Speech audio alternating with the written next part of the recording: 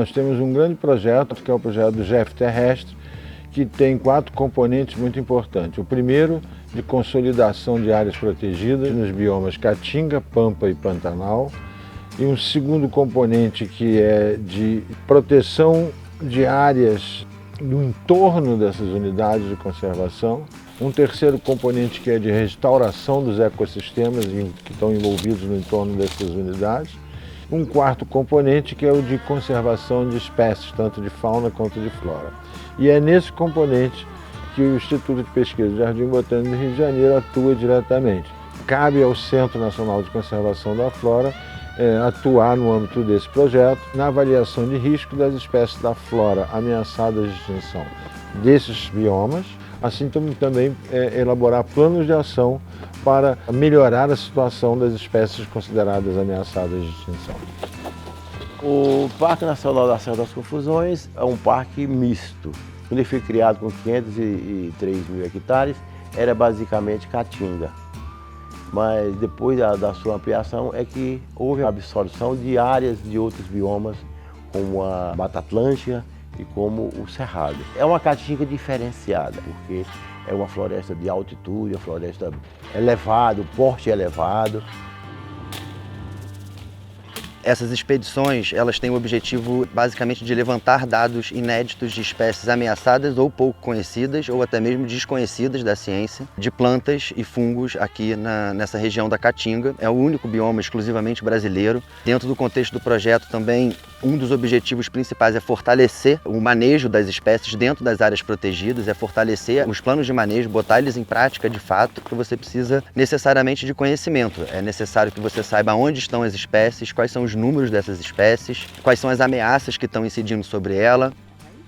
Os olhos do gestor do parque hoje é a pesquisa. A pesquisa mostra e a gente tem que seguir aquilo que a pesquisa está mostrando, porque na verdade é a ciência acima de tudo. E o GEF com certeza vai nos auxiliar e muito, porque são recursos extras que a gente vai ter para poder continuar essa lida na preservação do Parque Nacional da Serra das Confusões. Eu espero que os dados que a gente está levantando nessa expedição agora, eles sejam utilizados não somente para as atividades, para o que a gente precisa no contexto do projeto GEF Terrestre, mas também para fortalecer outras propostas de políticas públicas, por exemplo, a constituição e oficialização de corredores ecológicos, como esse aqui no sul do Piauí, que conecta as 2 unidades de conservação mais importantes da região. Historicamente interessante, geologicamente incrível e, em termos de biodiversidade também, um lugar único aqui no contexto da Caatinga. Cadê essa verdinha ali? Aqui, verdinha com as folhinhas bem quase branca, verde quase branca. Não é essa mesma aí não, moço? Não, cara, é uma espécie da família das sempre vivas, das Eriocaulaceae, o nome dessa família de plantas. E essa espécie ela foi descrita há uns 13, 14 anos, mais ou menos.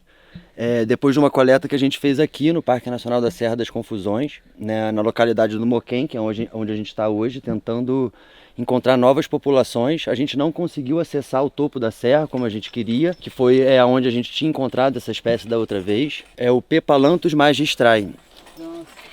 E aí, tá na mão ou não tá? Uma espécie não descrita na época.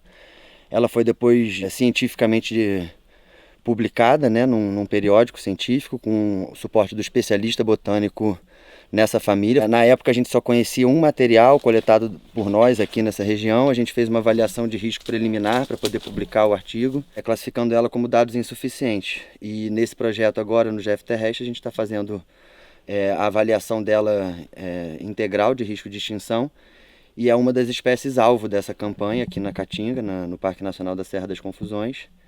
E a gente encontrou, então é um prêmio, né? Quem procura sempre acha. Plant Hunter. Tá aqui, ó. É ela mesmo. É ela mesmo, cara. Travada. Na fenda. É muito bom saber que elas estão protegidas dentro do parque, num lugar bem difícil, de difícil acesso. Então é uma informação importante para a gente poder avaliar cada vez mais precisão o risco de extinção que essas espécies de microendemismo correm.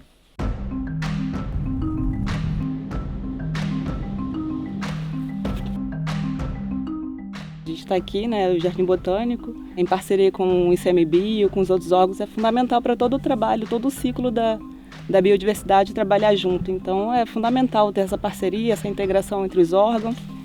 E assim a gente tem o nosso principal objetivo, que é a conservação e a biodiversidade da nossa natureza desse Brasil.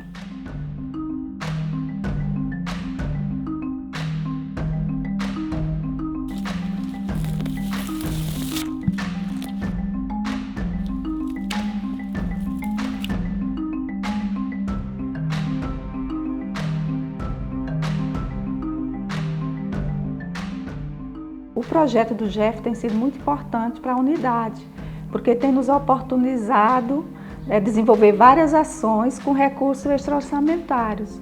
Tem nos ajudado muito no fortalecimento das nossas brigadas de incêndios florestais, na aquisição de equipamentos, aquisição de veículos.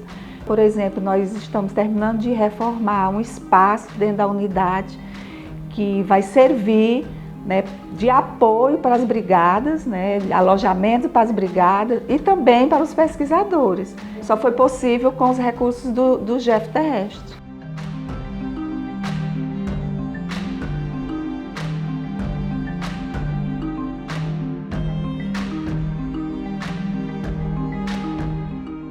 A doutora Niede foi quem criou o Parque Nacional Serra da Capivara praticamente. Ela fez o estudo e achou muitos sítios arqueológicos na região. E para proteger esses sítios arqueológicos, a missão franco-brasileira, que veio fazer os estudos, eles pediram que se fosse criado um parque nacional para proteger os sítios arqueológicos. Na minha visão, é essencial para o crescimento da nossa região, econômico, cultural também. A doutora Niede, quando chegou aqui, a situação era muito difícil, de seca, de emprego, de acesso à estrada, da infraestrutura em geral. E ao mesmo tempo que estava protegendo os sítios arqueológicos, se criou a primeira unidade de conservação exclusivamente da Caatinga, que era um patrimônio esquecido, porque remete muito à seca, à pobreza. E deixa que o bioma nosso, o bioma de Caatinga, é um bioma rico.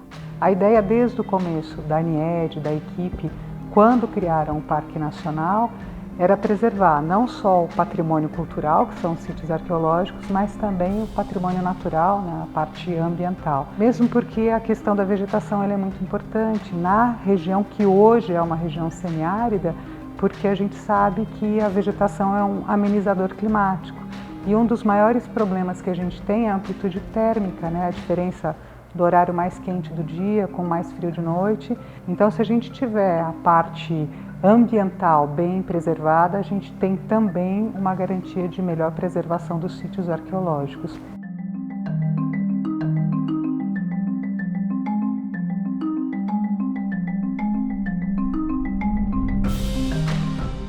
Eu acredito que a relação grupos humanos e plantas é uma relação que sempre existiu.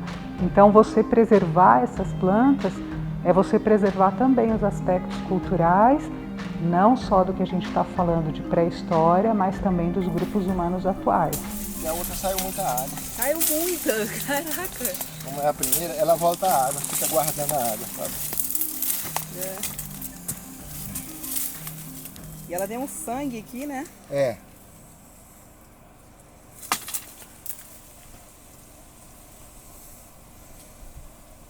Essa aí qual que é? É a mucunã. Ela salva a gente no mato, perdido. Tá vendo? E é água potável, né? Água boa. A gente coleta tudo, todas as amostras que tiver com flor e com fruto para registrar a flora do lugar. Mas tem uma busca específica. E é o tamanho da flor também, igual esse aí. E no caminho também, que você tem que colocar. Esse ponto do calcário que você falou, inclusive aquelas matas que ficam lá, a gente morreu tudo. A caatinga é uma árvore muito importante, a aroeira. Uma árvore bem conhecida na caatinga, o umbuzeiro, o juazeiro, a favela, o angico vermelho. Tem os cactos, o mandacaru, tem o serra-bode, que a gente chama que é a flecha também. E essas plantas são pouco estudadas, né? Muitas delas têm poder de curar, poder medicinal, que é pouco conhecido da medicina, mas A gente que tem um conhecimento local, tradicional, a gente usa direto. É importante que a ciência faça um estudo e publique esses conhecimentos tradicionais, que pode ser útil para a humanidade. Né? Eu aprendi com as pessoas antigas que já tinham da região. Meu pai foi ensinando a gente qual era aquela, onde muitas plantas são medicinais. O jatobá, a gente tem a imburana, a gente tem a pindaíba, é uma planta que eu vi até mesmo por aqui. E com esse conhecimento eu fui aprendendo as outras. Aí eles ensinaram bastante, mas não foi suficiente para a gente aprender todas as plantas que tem aqui no Parque Nacional Serra das Confusões.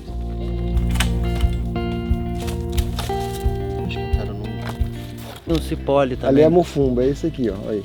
Na mão, né? É mufumbo. Vamos pegar então esse... Aquela ali eu acho que é uma espécie amazônica ali.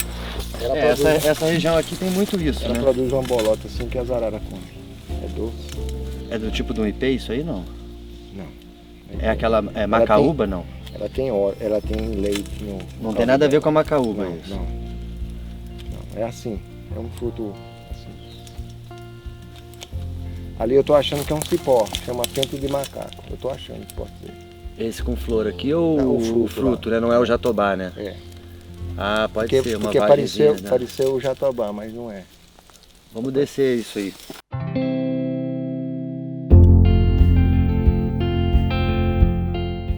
As unidades de conservação na Caatinga têm sido um oásis de proteção desse bioma.